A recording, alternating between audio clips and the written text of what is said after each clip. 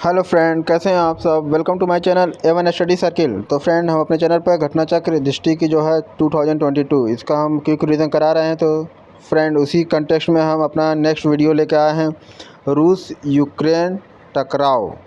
हाँ, ये इसी टॉपिक से हमें शुरू करना है अपने इस वीडियो को। और इससे पहले की वीडियो को हमने अपने चैनल पर डाल रखा है, और आप उसको अगर आपको देखना हो तो हमारे चैनल पर जाके A1 स्टडी सर्किल इस चैनल को पहले सब्सक्राइब करिएगा और बेल आइकन को दबा के ऑल पे क्लिक कर लीजिएगा, और जिससे कि जितने भी वीडियो हम डालते रहें और आपका बैक टू बैक आपके पास पहुंचता रहे, जिससे आपका क्विक रिवीजन हो जाए 12 जून की पीटी से पहले। ठीक है, तो चलिए फ्रेंड, अब अपने नेक्स्ट टॉपिक को, रसिया यूक्रेन टकराव, जो कि आप देख ही रहे होंगे कि न्यूज़ में पढ़ रहे होंगे, न्यूज़पेपर में पढ़ रहे होंगे, टीवी पे हर जगह देख रहे होंगे कि रसिया यूक्रेन टकराव के बारे में बहुत चर्चा हो रही है।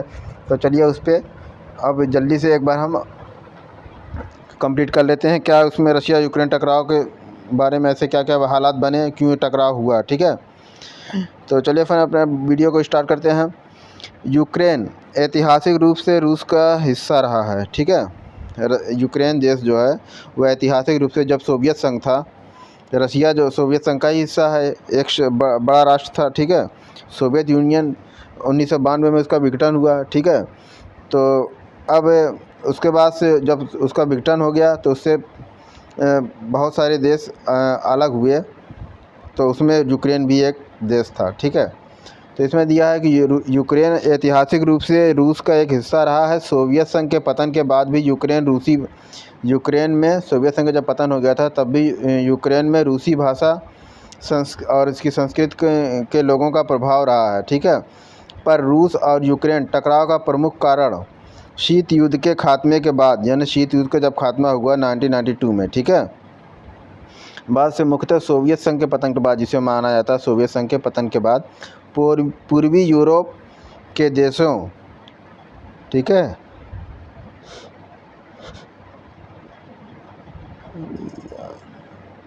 पूर्वी यूरोप के देशों, तो एक सेकंड फ्रेंड, थोड़ा सा इसमें स्लाइड में दिक्कत आई है।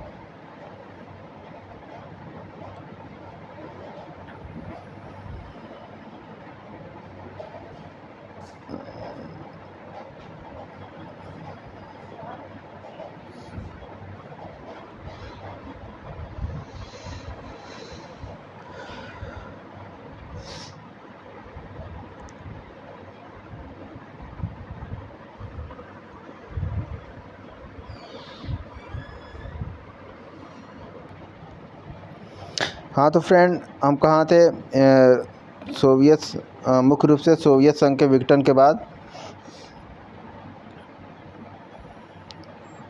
हाँ, सोवियत संघ के पतन के बाद पूर्वी यूरोप के देशों या फिर शीत युद्ध के दौरान सोवियत प्रभाव में रह रहे देशों को नाटो यानी नॉर्थ अटलांटिक ट्रीटी ऑर्गेनाइजेशन या नेटो में शामिल करने की कोशिश है। ठीक है, अब इसमें इम्पॉर्टेंट फैक्ट क्या है कि अगर यूक्रेन नाटो में शामिल होने के लिए जिद नहीं करता तो ये रसिया का यूक्रेन पर अटैक नहीं होता। मोटी मोटा बात इतना निकल के आ रही है। ठीक है फ्रेंड, तो चलिए अब इस इम्पॉर्टेंट फैक्ट जो है उसको देख लेते हैं जल्दी से एक बार, क्या क्या है उसमें। इम्पॉर्टेंट फैक्ट में यह है कि 24 फरवरी 2022 को रसिया ने यूक्रेन पर अपना सैन्य ऑपरेशन शुरू किया। ऑपरेशन कब शुरू किया? 24 फरवरी 2022 को। ये डेट इंपॉर्टेंट है, आप याद कर लीजिएगा 12 जून की पीटी के कॉन्टेक्स्ट में।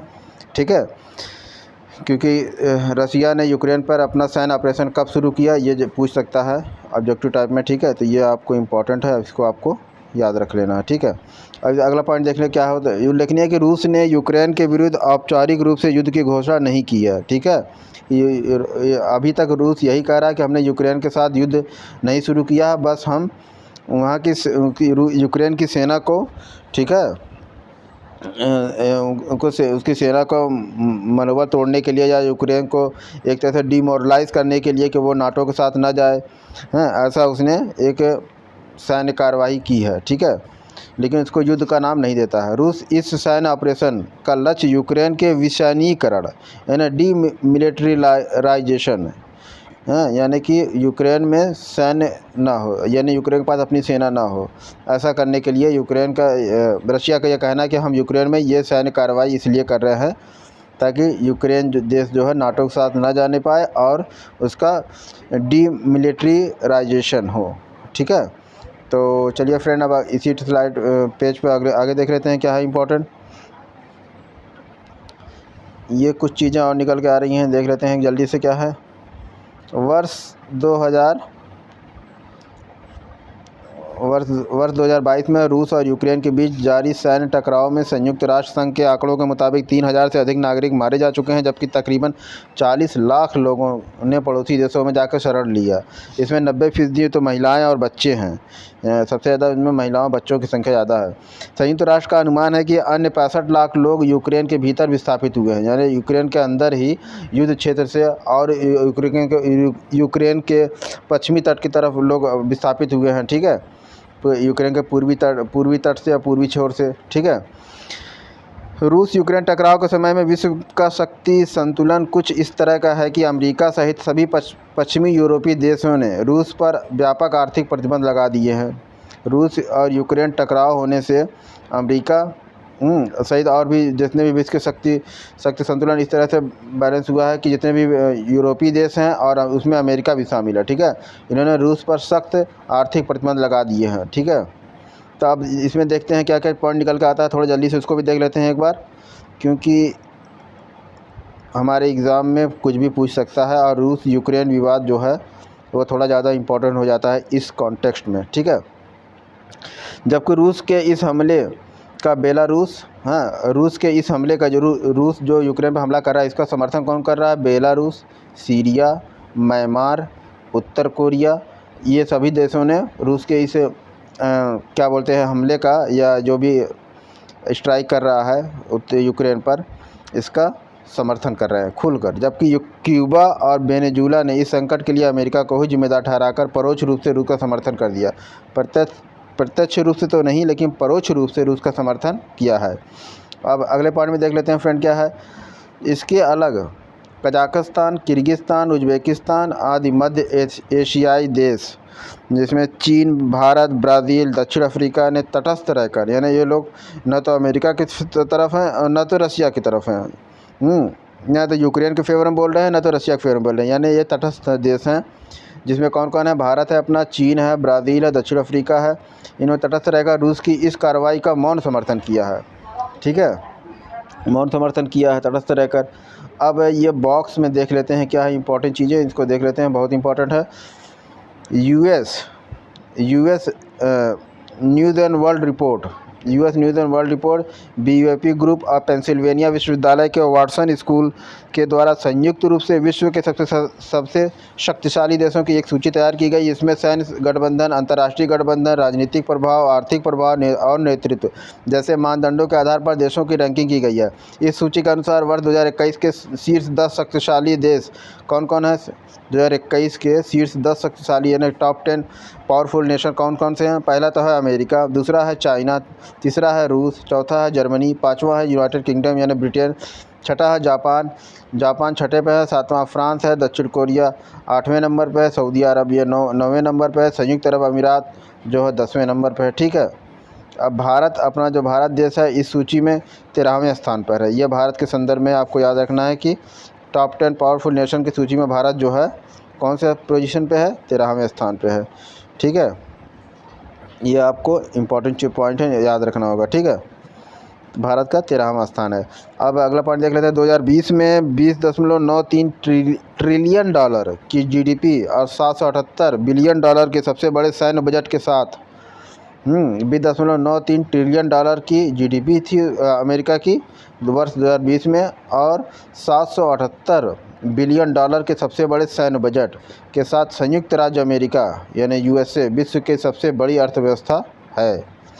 ठीक है, ये अमेरिका के लिए बहुत बड़ी बात है कि उतना बड़ा इसका सैन्य बजट है, उतना तो किसी देश की GDP नहीं है। 778 बिलियन डॉलर, बहुत सारे देश की GDP 778 बिलियन डॉलर नहीं है। वैसे अपने देश की GDP लगभग 2.4 ट्रिलियन डॉलर है। ठीक है, तो चलिए अब अगला, ये तो हो गया इसके कंटेक्स्ट में रसिया और यूक्रेन वॉर के बारे में, ठीक है। अब अंतर्राष्ट्रीय बौद्धिक संपदा सूचकांक, ये बहुत ही इंपॉर्टेंट पॉइंट है और इससे क्वेश्चन अक्सर पूछे जाते हैं। तो चलिए फ्रेंड जल्दी से इसको भी स्टार्ट कर लेते हैं। क्या है इसमें? अंतर्राष्ट्रीय बौद्धिक संपदा सूचकांक देख लेते हैं। अंतर्राष्ट्रीय बौद्धिक संपदा सूचकांक क्या है? विश्व के सबसे बड़े व्यापारिक संघ यूएस चैम्बर ऑफ कॉमर्स, ये दुनिया का सबसे बड़ा व्यापारिक संघ है। इसमें वैश्विक नवाचार नीति केंद्र यानी global innovation policy centre GIPC जिसको नाम दिया गया है शॉर्ट फॉर्म में, अंतर्राष्ट्रीय बौद्धिक संपदा सूचकांक वर्ष 2012 से जारी किया जा रहा है, ठीक है। किसके द्वारा? वैश्विक नवाचार नीति केंद्र के द्वारा, अंतर्राष्ट्रीय यूएस चैम्बर ऑफ कॉमर्स के द्वारा वैश्विक नवाचार नीति केंद्र, इसके तहत अंतर्राष्ट्रीय बौद्धिक संपदा सूचकांक जारी किया जा रहा है। कब? वर्ष 2012 से। यह इंपॉर्टेंट है। अब इसमें क्या क्या इंपॉर्टेंट फैक्ट और है, इसको भी जल्दी से देख लेते हैं एक बार। तो फ्रेंड एक सेकंड, थोड़ा सा हमें इसको बेंड करना होगा क्या? हाँ, ये चीज़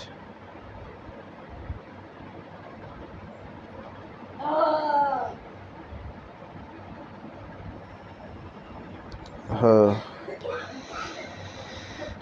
यूएस चैम्बर ऑफ कॉमर्स यहाँ से देखना, ठीक है फ्रेंड। तो सॉरी फॉर डैट। देखिए इसमें इंपॉर्टेंट फैक्ट क्या क्या निकल कर आ रहा है, थोड़ा इसको जल्दी से देख लेते हैं। फरवरी 2022 में यूएस चैम्बर ऑफ कॉमर्स के वैश्विक नवाचार नीति केंद्र द्वारा अंतर्राष्ट्रीय बौद्धिक संपदा सूचकांक 2022, ठीक है, यानी कि फरवरी 2022 में यूएस चैम्बर ऑफ कॉमर्स ने वैश्विक नवाचार नीति केंद्र द्वारा अंतर्राष्ट्रीय बौद्धिक संपदा सूचकांक 2022 यानी IIPL 2022 का 10वां वार्षिक संस्करण जारी किया, ठीक है, 10वां वार्षिक संस्करण जारी किया। इस सूचकांक में भारत को कौन सा स्थान मिला है? 43वां स्थान मिला है, ठीक है, वैश्विक नवाचार नीति केंद्र, यानी कि ये इम्पोर्टेंट है। और ये पूछा जाता है वैश्विक अंतर्राष्ट्रीय बौद्धिक संपदा सूचकांक, जिसमें हमारा भारत की कौन सी पोजीशन है? 43वीं, ठीक है, IIPL 2022 में, ठीक। IPL नहीं, IIPL है। IPL और IIPL में कन्फ्यूज मत हो दीजिएगा, ठीक है। तो चलिए फ्रेंड अभी अगले पॉइंट पे देखते हैं। इस सूचकांक में भारत को 83वां स्थान प्राप्त हुआ, ये तो मालूम हो गया आपको। और नवीनतम सूचकांक में विश्व की 55 अर्थव्यवस्थाओं को शामिल किया गया है, ठीक है। इस सूचकांक में जो 55 यानी नवीनतम जो सूचकांक बना है उसमें विश्व की 55 इकोनॉमिक कंट्रीज़ को शामिल किया गया है। तो इसमें इस सूचकांक में विभिन्न संकेतकों के आधार पर 55 देशों में बौद्धिक संपदा अवसंरचना मूल्यांकन किया गया है। 50 विभिन्न संकेतकों के आधार पर 55 देशों में बौद्धिक संपदा अवसंरचना मूल्यांकन किया गया है। अब इसको देख लेते हैं एक बार जल्दी से, क्या क्या है। IIPL रैंकिंग, ठीक है, IIPL रैंकिंग जो टेबल बना है उसको एक बार देख लेते हैं, इंपॉर्टेंट है आपके लिए। संयुक्त शीर्ष 5 देशों को देखना है, ठीक, हाँ। तो नंबर 1 पर संयुक्त राज्य अमेरिका है, जिसका स्कोर 95.48, इसका स्थान कौन है? प्रथम है, यानी अमेरिका टॉप पे है। UK यूनाइटेड किंगडम, इसका कितना है? नवाचार के कंटेक्स्ट में है ये, IIPI, ठीक है, ये नवाचार के कंटेक्स्ट में है। तो इसका दूसरा स्थान है UK का। तीसरे स्थान पे जर्मनी है 92.46 पॉइंट के साथ। और स्वीडन जो है चौथे स्थान पर है। और फ्रांस जो देश जो है 92.10 पॉइंट के स्कोर के साथ 5वें स्थान पर है, ठीक है। तो ये हो गया IIPI रैंकिंग 2022, ठीक है। सभी देशों के बारे में आप देख लीजिए, ये इम्पोर्टेंट है, ये एग्ज़ाम में पूछ सकते हैं कौन सा देश टॉप पे है, कौन सा सेकंड टॉपर है, ठीक है। तो चलिए फ्रेंड अब हम अगले टॉपिक पे चलते हैं, अपने आर्थिक स्वतंत्रता सूचकांक 2022। ये भी आपके लिए इम्पोर्टेंट है। आर्थिक स्वतंत्रता सूचकांक 2022 क्या कहता है? सर्वप्रथम 1995 में प्रकाशित आर्थिक स्वतंत्रता सूचकांक, यानी सबसे पहले आर्थिक स्वतंत्रता सूचकांक का प्रकाशित किया गया था 1995 में। आर्थिक स्वतंत्रता सूचकांक यानी इंडेक्स ऑफ इकोनॉमिक फ्रीडम, ठीक है, एक वार्षिक रिपोर्ट है जिसका प्रकाशन वाशिंगटन DC से होता है, ठीक है, यानी अमेरिका में स्थित है। ये एक विचार मंच है, थिंक टैंक जिसे बोलते हैं, ठीक। द हेरिटेज फाउंडेशन का क्या रोल है? इसके द्वारा ही इसका किया जाता है, किसका? आर्थिक स्वतंत्रता सूचकांक को जारी किया जाता है, ठीक। अब इसमें क्या क्या इंपॉर्टेंट देख लेते हैं। इस सूचकांक के तहत विश्व के देशों की आर्थिक स्वतंत्रता का मापन 4 व्यापक नीतिगत क्षेत्रों में विभक्त 12 मात्रात्मक एवं गुणात्मक घटकों के आधार पर किया जाता है, जिनका विवरण निम्नलिखित है। कौन है पहला? 12 मात्रात्मक एवं गुणात्मक घटक है। तो पहला है विधि का नियम, रूल ऑफ लॉ, यानी संपत्ति का अधिकार, सरकारी सत्यनिष्ठा, जिसमें न्यायिक प्रभावशीलता, ये सब आता है रूल ऑफ लॉ के कंटेक्स्ट में। ठीक है। दूसरा पॉइंट इसमें क्या है? सरकार का आकार, या सरकार का आकार कैसा है, सरकारी खर्च कितना हो रहा है, कर का बोझ कितना है सरकार पर, राजकोषीय स्थिति इसकी कैसी है। ठीक है। और तीसरा पॉइंट आप देख लीजिए, इसमें इम्पोर्टेंट क्या है कि नियामक दक्षता के बारे में है। नियामक दक्षता मतलब रेगुलेटरी एफिशिएंसी। रेगुलेटरी एफिशिएंसी क्या है, व्यावसायिक स्वतंत्रता क्या है, श्रम स्वतंत्रता क्या है, मौद्रिक स्वतंत्रता क्या है, ये सब होता है। ठीक है। और उसके बाद चौथा खुले बाज़ार यानी ओपन मार्केट। अब ओपन मार्केट के बारे में देख लेते हैं क्या क्या है ओपन मार्केट, ये भी आपको जानना चाहिए इसमें क्या क्या चीज़ें हैं। व्यापार में स्वतंत्रता, ओपन मार्केट के कंट्री में व्यापार में स्वतंत्रता हो। ठीक है। निवेश स्वतंत्रता हो, यानी कोई भी कंट्री किस देश में कितनी आसानी से निवेश कर ले रहा है, उसमें कोई बहुत ज़्यादा बाधा तो नहीं आ रही है, वो है निवेश की स्वतंत्रता यानी इन्वेस्टमेंट फ्रीडम। और तीसरी होती है वित्तीय स्वतंत्रता यानी कि फाइनेंशियल फ्रीडम। ठीक है। ये हो गए खुले बाज़ार यानी ओपन मार्केट के कंटेक्स्ट में। ठीक। अब इसमें इंपॉर्टेंट फैक्ट क्या क्या है, एक बार इसको भी देख लेते हैं सरसरी नज़र से, क्योंकि इंपॉर्टेंट फैक्ट है, इसके पूछे जाते हैं कभी कहीं। 14 फरवरी 2022 को आर्थिक स्वतंत्रता सूचकांक 2022 जारी किया गया। इस सूचकांक का 28 यानी कि 28वां संस्करण है। इस सूचकांक के अंतर्गत 1 जुलाई 2020 से 30 जून 2021 के दौरान विश्व के 184 स्वायत्त देशों की आर्थिक नीतियों एवं स्थितियों का तुलनात्मक अध्ययन प्रस्तुत किया गया है। ठीक है, स्वायत्त देशों की। तो चलिए फ्रेंड, अब देख लेते हैं नेक्स्ट कॉलम पे चलते हैं। इसी पेज के क्या क्या इंपॉर्टेंट है उसको देख लेते हैं जल्दी से। तो आप देख लीजिए कि 7 देशों, अब वो 7 देश कौन कौन से हैं उसको देख लीजिए। 7 देशों, Singapore 1, Switzerland 2, Ireland 3, New Zealand 4, Luxembourg 5, Taiwan 6 और एस्टोनिया 7। इन 7 देशों को अत्यधिक उच्च आर्थिक स्वतंत्रता स्कोर, यानी कि ये 7 देश, जिसमें सिंगापुर टॉप पे है, स्विट्ज़रलैंड सेकंड टॉपर है, आयरलैंड थर्ड पे है, न्यूजीलैंड फोर्थ पे है। ठीक है। ये सभी देश, ताइवान और एस्टोनिया भी इसमें शामिल है। इन 7 देशों को अत्यधिक उच्च आर्थिक स्वतंत्रता स्कोर दिया गया, 80 या उससे अधिक दिया गया स्कोर। ठीक है। और उन्हें आर्थिक रूप से स्वतंत्र यानी इकोनॉमिकली फ्री की श्रेणी में वर्गीकृत किया गया है। ठीक है। ये बहुत बड़ी बात है किसी देश के लिए। ठीक है। और आप देखिए इसमें क्या इंपॉर्टेंट पॉइंट है, 50 से 59 यानी 50 to 59.9 के मध्य स्कोर प्राप्त करने वाले 57 अर्थव्यवस्था को प्रायः गैर स्वतंत्र यानी कि मोस्टली अनफ्री की श्रेणी में रखा गया है, जिसमें भारत है, ब्राज़ील है, अर्जेंटीना है। ये जब इन जैसे देशों की प्रमुख अर्थव्यवस्थाएं इन श्रेणी में आती हैं। ठीक है। ये किस श्रेणी में आई? प्रायः गैर स्वतंत्र, मोस्टली अनफ्री, प्रायः गैर स्वतंत्र यानी मोस्टली अनफ्री। तो चलिए फ्रेंड, अब अगले पॉइंट पे देखते हैं। सूचकांक में सिंगापुर को विश्व की सबसे स्वतंत्र अर्थव्यवस्था घोषित किया गया है, यानी सिंगापुर देश को सबसे स्वतंत्र अर्थव्यवस्था घोषित किया गया है। यह इम्पोर्टेंट है। ठीक है। अब भारत और को किस में रखा गया है? 57 देशों की अर्थव्यवस्थाओं को प्रायः गैर स्वतंत्र में यानी मोस्टली अनफ्री। ठीक है। तो चलिए फ्रेंड, अब अगले पॉइंट पे चलते हैं। क्या है इसमें? आर्थिक स्वतंत्रता सूचकांक 2022 में भारत स्कोर 53.9 को 130वां स्थान पर प्राप्त था।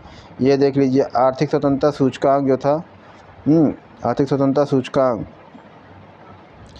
2022 में आर्थिक 2022 में आर्थिक सूचकांक भारत का स्कोर 53.9 स्कोर के साथ कितना था? 131वां स्थान था। ठीक है, भारत देश का अपने। तो आर्थिक स्वतंत्रता सूचकांक जो है, इस कंटेस्ट में भारत का स्थान पूछ सकता है। ये वेरी इंपॉर्टेंट क्वेश्चन है। ठीक है। आपको चाहिए कि इस क्वेश्चन का रट्टा मार ले, कहीं लिख लें, बार बार नज़र पड़े। और ये सब इम्पॉर्टेंट बहुत सारे जैसे कि वैश्विक प्रसन्नता सूचकांक, हाँ, वर्ल्ड प्रेस फ्रीडम, और ये हो गया आर्थिक स्वतंत्रता सूचकांक। ये सारे सूचकांक आप एक जगह पॉइंट आउट कर लीजिए, नोट कर लीजिए कहीं एक पेज पे। हाँ, तो ये बहुत सारे ये इंपॉर्टेंट क्वेश्चन ऐसे हैं कि जो पूछने हैं। ठीक है। आपको इसमें कुछ नहीं करना है, ये पूछे ही जाएंगे। और ये करंट अफेयर के बहुत फेवरेट टॉपिक होते हैं। तो चलिए फ्रेंड, अब अगले टॉपिक पे चलते हैं अपना, भ्रष्टाचार बोध सूचकांक। हाँ, भ्रष्टाचार बोध सूचकांक क्या होता है ये आपको देखना है, तो चलिए जल्दी से उसको भी देख लेते हैं। भ्रष्टाचार बोध सूचकांक। तो फ्रेंड 2021 में भ्रष्टाचार बोध सूचकांक को हम देखते हैं क्या है, हाँ, और ये कैसे काम करता है। फ्रेंड भ्रष्टाचार बोध सूचकांक जो 2021 है, इसको हम देखते हैं अगले वीडियो पे, क्योंकि वीडियो लंबा हो जाएगा। तो फ्रेंड आपको वीडियो कैसा लगा ये हमको कमेंट में ज़रूर बताइएगा। वीडियो पसंद है इसको लाइक कीजिए, चैनल पर नए हो तो इसको सब्सक्राइब कीजिए, और हमारा चैनल आप तो जानते ही A1 स्टडी सर्किल, इसको सब्सक्राइब कीजिए और बेल आइकन को दबा के ऑल पे क्लिक कीजिए, ताकि जो भी वीडियो बनाए हम बैक टू बैक आपके पास पहुँचता रहे। तो चलिए फिर भ्रष्टाचार बोध सूचकांक अगले वीडियो में मिलते हैं आपको। ठीक है, बाय बाय, टेक केयर, जय हिंद, जय भारत।